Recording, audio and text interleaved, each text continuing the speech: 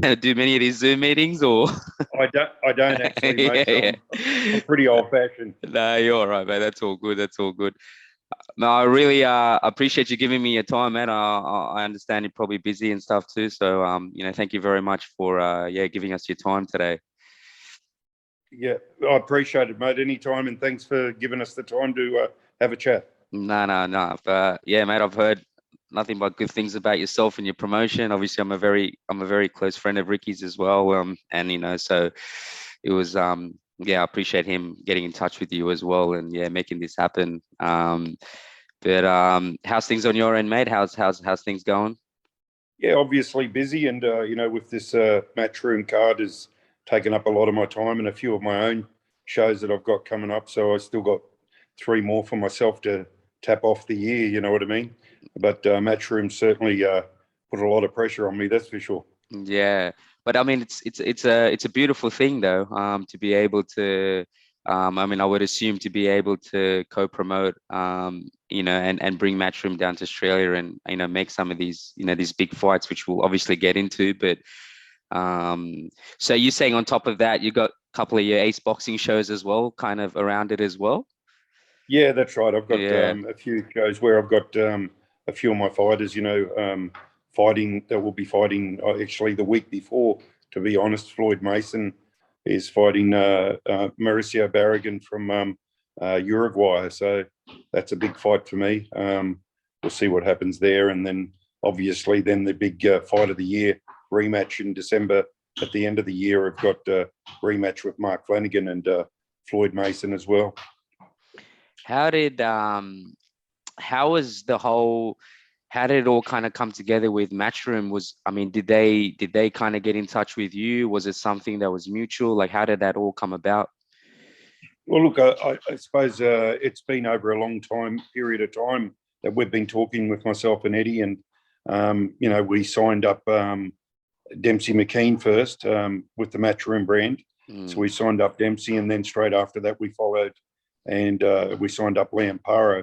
So they're both on 3-fight deals. So Dempsey's on his last fight at the moment, looking at a big fight that could possibly be happening shortly. But at the moment, he's got in front of him is obviously Patrick Corte, which will be on October 15 here in Australia. I mean, it must be nice to be able to, I mean, bring Matchroom and I guess someone like high profile like Eddie to Australia as well, right? And be able to put some exciting fights on. I mean, it's well deserved as well. I guess it was kind of coming as well, but yeah, it's must be a good feeling for yourself. Oh, the Look, video's gone off. Oh no, there we go. Yeah, that's all yeah, good. Yeah. look. To be honest, it's honourable to have somebody like that here in Australia, because it just opens up the doors to so many other young fighters in Australia that Mm, we have the opportunities that they haven't got. mm, I'm not sure if you understand the landscape in Australia, but the landscape is now that there's only virtually two fighters and two promoters in Australia that actually have TV. So whilst I have TV, it's a paying platform, whereas the other two promoters have a platform where they get paid through a main event and Fox Sports. So, um, yeah, go on. No, sorry. Yep. yeah, so obviously it's a little bit harder for us to make the bigger fights because the others are getting paid to do it, whereas we're paying for production. Yeah, but I mean, even Paro and Jarvis. I mean, I know that boxing fans would be excited, but um, I mean, that's a very exciting fight to put on, and to be able to put it on in Australia as well must be quite an accomplishment for yourself as well. I mean, I know that I'm excited, and I think these are the type of fights that we do want to see, and it's going to elevate boxing as well. And something that you touched on earlier, which I think a lot of people don't really think about is how do you kind of lift the sport to a level that that kind of not only just gaze eyes, but kind of provides a pathway for people to kind of break out as well, right? Yeah, well, I think that is Matchroom. Realistically, Yeah. let's face it. I mean, we're at the moment we're in this little bubble here in Australia, and Mm, realistically, nobody really knows some of the talent that we have here in Australia. mm, There's an amazing amount of talent here in Australia that's really not seen because we're in our own. We're so far away from the rest of the world. but having Eddie here with the Matchroom brand is going to open up doors to a lot of these young fighters. I agree. Yeah. I'm lucky to have four of my own fighters, signed fighters on this card. So they're all going to get that exposure that they're certainly been waiting for a long time. And I think what was really beautiful about it as well, Angelo, was that,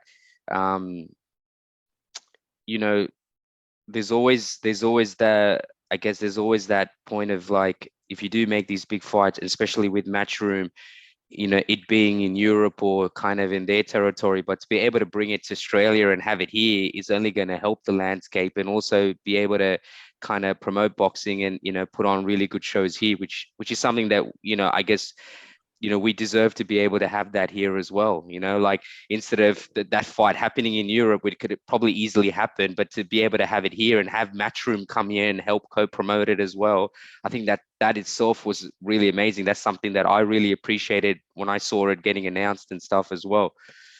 Well, it's huge. And I mean, look, obviously, the Matchroom brand has had enough to do with the Triple G Canelo fight. And so that's taken up a lot of the time, but things are starting to ramp up now. I can just see by the phone calls and emails that I'm getting, trying to put me under pressure to get, flights, accommodation, visas, all this sort of stuff on the go. So look, that's all happening. It's going to start ramping up. The media will be huge. I've been talking to media yesterday, and I know that Eddie will have his own media that's going to get involved and put this on such a large platform. Look, to have a 22-0 number one in the world fight a 20-0 is absolutely huge in Australia, because so many people can look at this fight in different ways. I mean, Brock brings a very, very aggressive style that really can't be matched by many people in Australia. I mean, it's predominantly, if you look at it, it's more of a Jeff Finnick style fighter. Whereas, you look at Liam, he's more of the fine art. He's just a class act with his movement. The ability to not get hit is just incredible. So it's how each one of them handle each other's styles. That's what it boils down to. And as you probably know, I'm godfather to Jeff's daughter. Jeff Finnick, that is. Oh, really? I didn't know that. Oh, yeah, that's crazy. Yeah. And then Jeff Finnick is actually godfather to my granddaughter. So things have really complicated, you know what I mean? So, yeah, that's hilarious. Yeah. When the fight was brought to us, we didn't want it, to be honest, because we didn't, obviously didn't feel it would be right. But anyway, it's all there now, and the rest is going to be history. Just gotta share a good drink afterwards, mate. Exactly. I think the way to look at it is both of you are doing something great for the rest of us. You know what I mean? Yeah, that's what it is, mate. And yeah. To be honest, I think Australia and the world will benefit from 100%. This fight.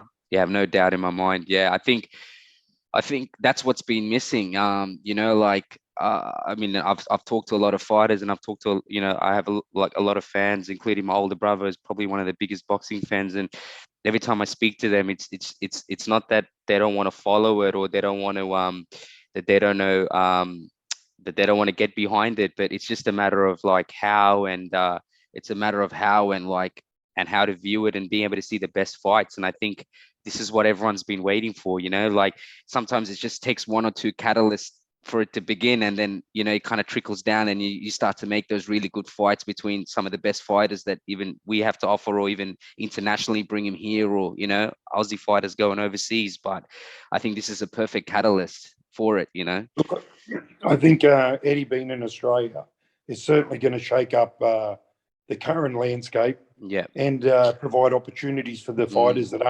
aren't getting the opportunity, because realistically, the fighters that are getting the recognition are not the best fighters in Australia. Because at the moment, it's the fighters that are getting the recognition are the fighters that are under the two current promoters that have been supported by Main Event and Fox Sports, which means that there's a lot of, I've got a lot of world-rated fighters. I've got a lot of undefeated fighters that are missing out on that landscape because of what's happened, So I've had to go another route and go through beIN Sports, who actually owns channels within Fox Sports.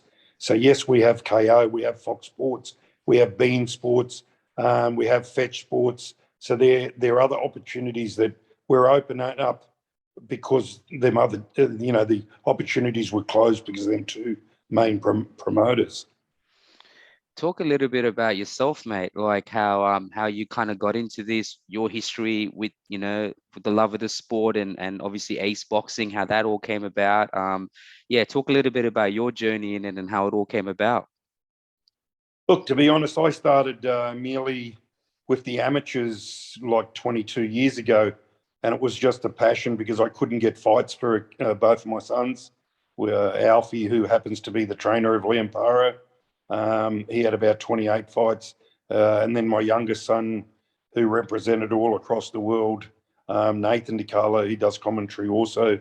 I couldn't get fights for them. So what I started doing was I created some promotions that were like the top end of the amateurs that were fighting each other. So bringing them from different states, nobody else was doing them. So it was the only way really to get fights for them.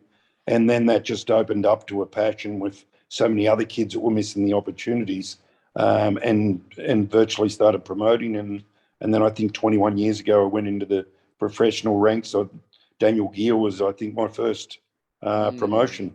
Wow. That was actually his first fight and my first promotion. So, Yeah. and it just virtually started from there, and opened up the doors to many people. I'd done 7 years with Fox Sports until they aligned themselves to other promoters. Talk a little bit about, I guess, I know you've kind of touched on it, but the boxing landscape and, compared to how it was when you, I guess, first kind of started promoting and during those times as to what it is now. And what do you think is that little missing link in terms of being able to make Australia, um, you know, there's a reputation that we're tough and etc. But in terms of that boxing, in terms of just the respect, it's almost like you got to try extra hard to get it. But talk a little bit about that landscape and where do you see kind of us moving forward, like in order to kind of get us to that grand scale internationally in terms of being respected by, I guess, Europe and America, and kind of building our own base here. Because you look at some of the other combat sports and we're starting to, have champions and etc. And I have no doubt in my mind that we're going to have multiple Aussie champions as well. But what do you think is going to kind of get us there?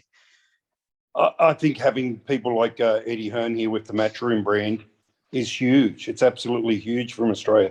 So, we have to virtually prove that we have the quality on this show, which we've got a lot of great fights on that card. We've got Dempsey McKean fighting on it, young kid by the name of Rocky Ogden fighting on the card. We've got a young undefeated fighter called Jalen Tate on the card. So that it just gets bigger with some of these undefeated fighters getting on that large platform. And really, that's going to help the show. You know what I mean? Move on. How did Eddie, how did the whole thing with Eddie kind of wanting to come here and show an interest in being able to promote the fighters here? How did that come about? Was it a relationship you had with him? Was it he got in touch with you? Like, how did that all come about? Because I mean, obviously, like for people like me and others, we kind of see it on face value when it first comes out, right? But obviously, a lot of things they take their time before kind of we get to see it. But how did that interest come about? Because it just seemed like a massive bull rush. Like he came, and then all these fights kind of got announced, and then Stevie Sparks being another person I'm a big fan of as well, is kind of getting involved in it as well. Like, how did that all come about? Look, a lot of it is virtually, we were in chats for some time. I was looking to obviously sign a couple of my fighters, and one thing led to another. They've obviously got the DAZN brand that they're trying to get across the world, and virtually travel across the world promoting. And Australia was one of the countries that was on the map, and hence the relationship started with us. So that we actually knew that there's a lot of people here interested in our sport, don't get the recognition they should. He's well aware of that because some of the champions we have here. And so that's virtually how we got going. Where does your passion come for it, mate? Like, I know you got into it, and I know you touched a bit about, kind of not being able to find fights for your sons. But where does your passion? Because I can imagine it must be it must be stressful as well, right? So, you got to be all in it, and now it seems like it's only going to get more crazy for you moving forward. So, where does your love and passion for it come from? Look, I was a former fighter myself, to be honest, and Mm, both of my boys used to play footy, and so they were my youngest one is only fought as a bantamweight. mm, My oldest one is actually a heavyweight, but my mm. youngest one fought as a bantamweight. And when I seen him running around the field and trying to tackle guys that were, 30, 40 kilos Double the heavier size, than him, yeah, yeah, yeah, yeah, and he was playing A grade, but I just didn't think that it was something that suited him, even though he yeah, was on the wing. And then he just said to me that he knew that I was always involved in, you know, throwing my hands around in the, on the bag at home. And he just said to me, I want to go to a show. And I took him to a couple of shows, and that's what happened. And obviously, my passion, once the boys were involved, well, it's involved into something large. I just don't want to get out of it now.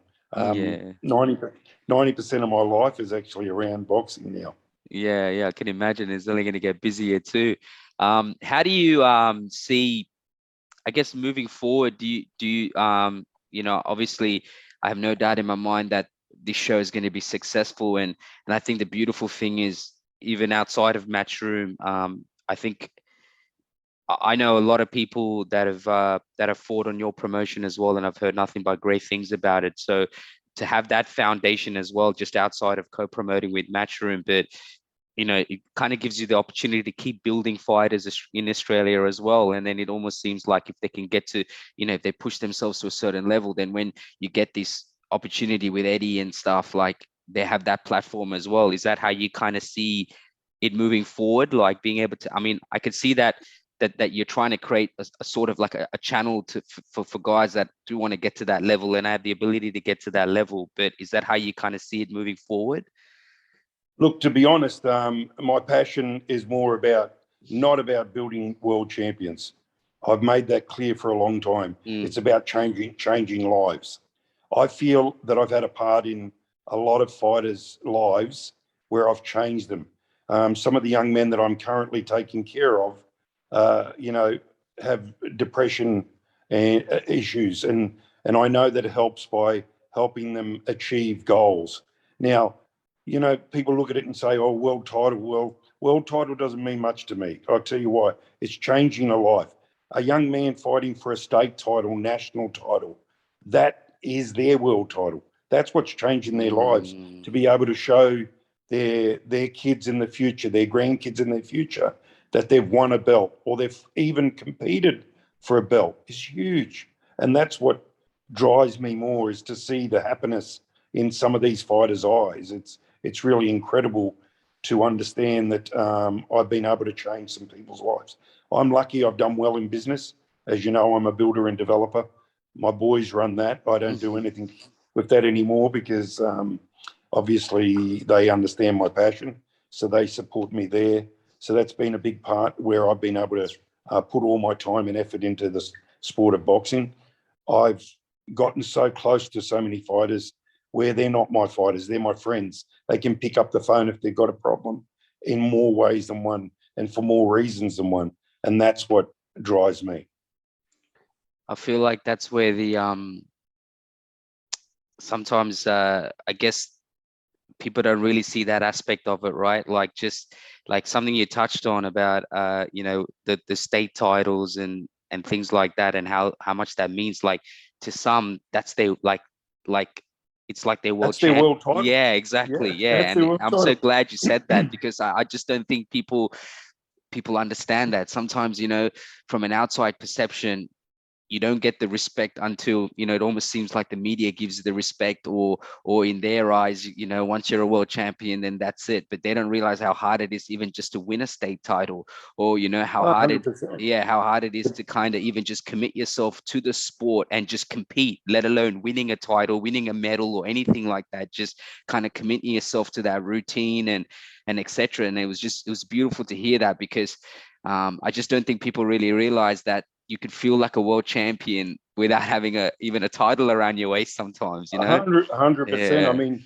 just hopping through the ropes is very important for some of yeah. these young men. You know, especially some of the men that have been through the war and everything like that. I've got some fighters that are veterans, and this is another opportunity for them to make something out of their life. It means a lot to them. I've got a young kid by the name of Justin Frost who served in the front line, and you know, the troubles he has are certainly a lot larger than winning a world title. He's not in there to win a world title. He's in there because he wants to show everybody that he can stand up and be a person that, you know, he's proud of, and that's what you know, makes me move on all the time. You know, it's like the fighters we bring to this country. You know, I bring fighters from America, Uruguay, Thailand, Philippines, you name it, everyone across the world.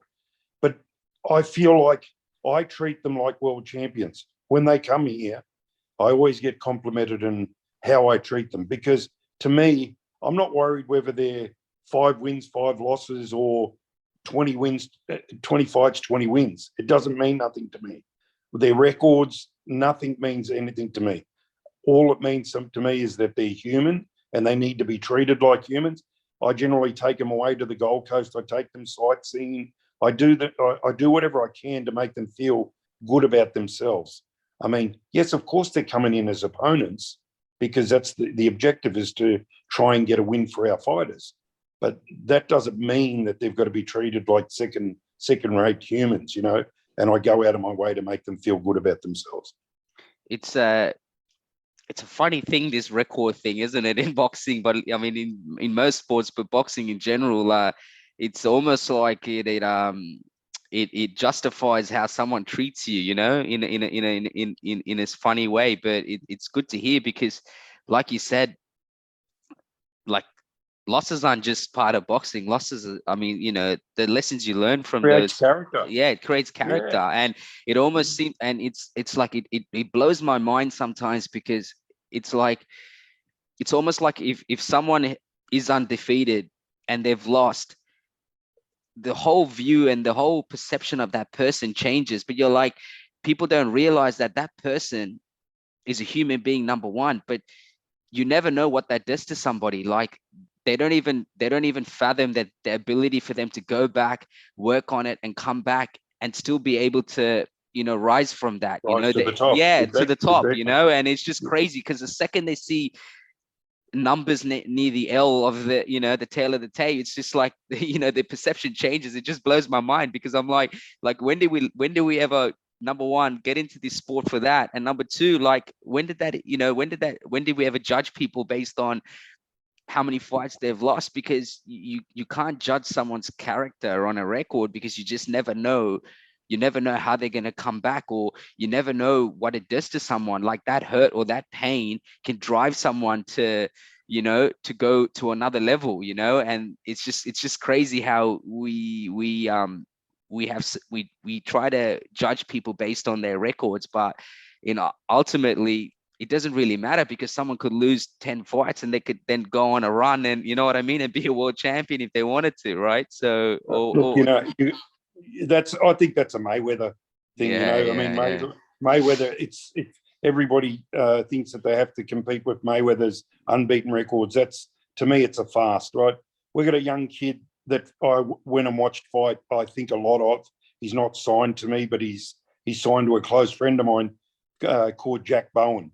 Mm, Absolutely amazing fighter, mm, young amazing kid who got beat the other day. Okay, he got knocked out. Now, most people would have thought this kid was going to go all the way undefeated and win a world title. Okay, he got beat.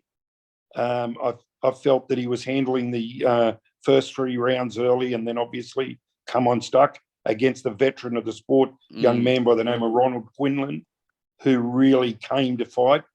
He lifted the occasion. That was his world title. I did see He that, lifted yeah. the occasion. Mm, Jack actually didn't fight to it to the best of his ability, and he got caught out. Well, I've been sending him people like, you know, have a look at Vasily Lomachenko. He mm, lost his second fight. I mean, like, mm, you just got mm. to sit back and have a look. Ali Jeff Finnick, Fraser, Norton, all of these fighters, no matter who you look for, Barry Michael, Lester Ellis, they've all had losses. That, I think that's what defines a champion, is how you come back from that.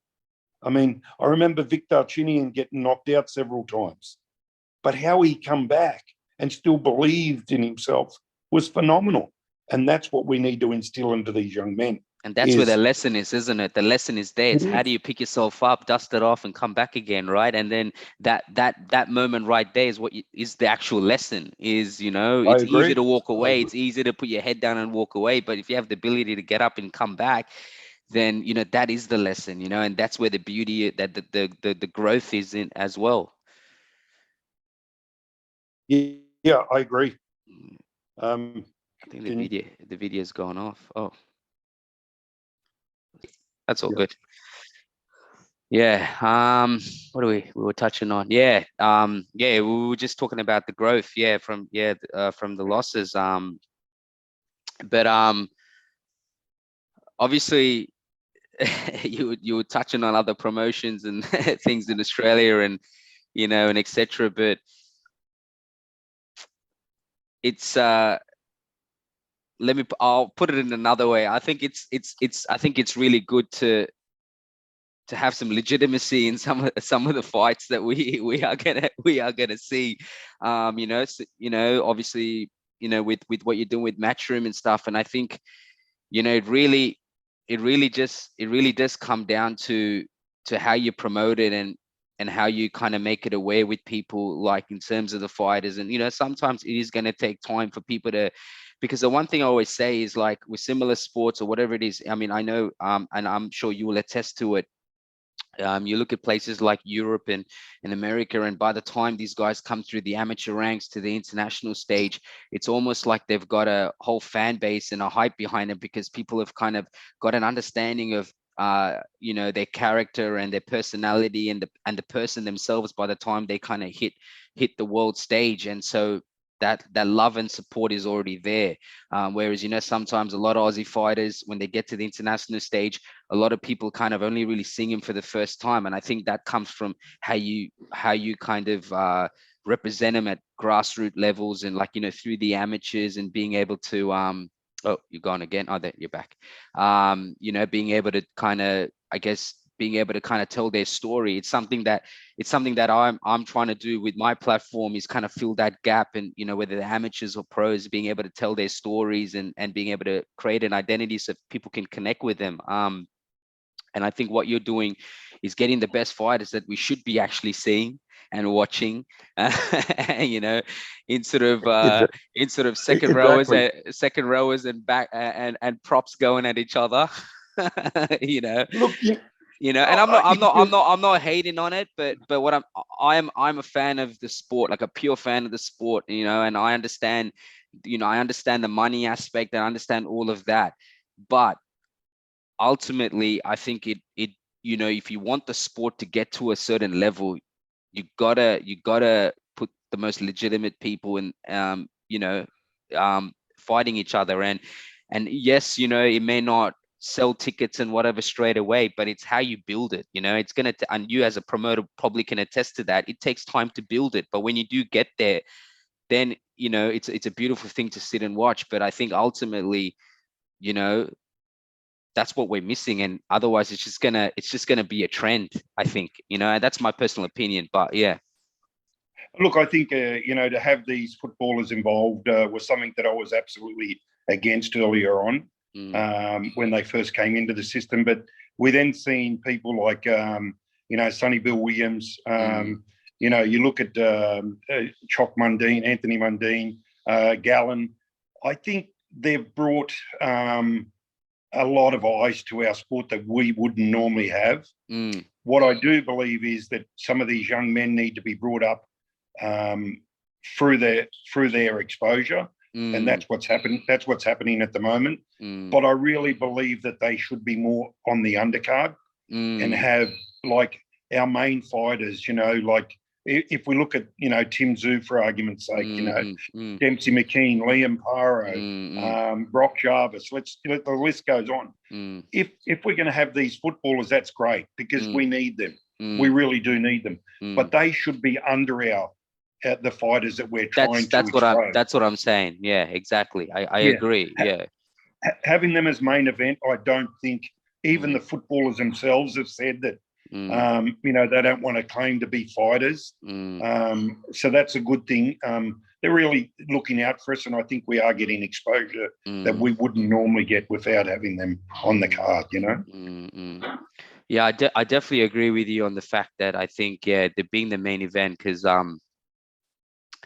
look, it's my personal opinion, but yeah, I mean, the last one where they had Hodges and Hannett, and I was even speaking to Rick about it. It was a bit of a shit show. I ain't gonna lie, but in saying that, it was it's fun to watch. It's it's good popcorn value, and but you look at Gallen. I mean, and you talked about Sonny Bill and even Chalk. I mean, Chalk had talent, Chalk had talent, even when he boxed, it was good to watch him box, and him and the whole green, the green saga was something that we needed at the time. It was something that was actually beautiful to sit back and watch, because it was a really good rivalry, and I think both of them did a great job. They were perfect dancing partners, but and I guess that's the trouble, right? When you're a bit of a purist and some of these talent there, it's a matter of how do you be able to kind of tell their story and be able to market them in such a way that people actually sit down and say, hey, I'm actually watching